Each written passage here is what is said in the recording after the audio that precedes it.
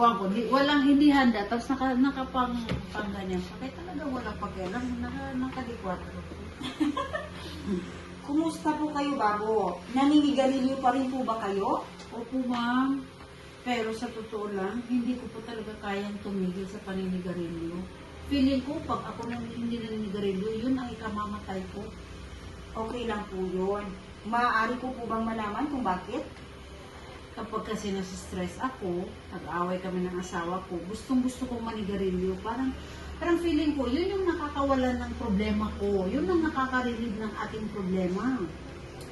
Marami pong nakakaramdam yan. Pero alam niyo po ba na kahit pagbabawas lang ay malaking tulong na rin? Siguro po, pero mahirap po talaga. Naiintindihan ko po. Hindi naman kailangan biglaan ng pagtigil. Kala ko kasi kailangan isang bagsakan ng ma'am na hindi na talaga ako maninigarilyo. Hindi po. Maaaring paunti-unti. Halimbawa, kung isang kaha sa isang araw, bawasan muna ng kalahati. Kaya siguro yun. Magandang simula na po yon. Ang mahalaga ay iniisip ninyo ang kalusugan ninyo. Oo nga po eh. Ayoko rin naman talaga magkasakit. At andito lang po kami kapag handa na kayong tuluyang huminto. Sige po, salamat mo ma'am. Pag-iisipan ko po.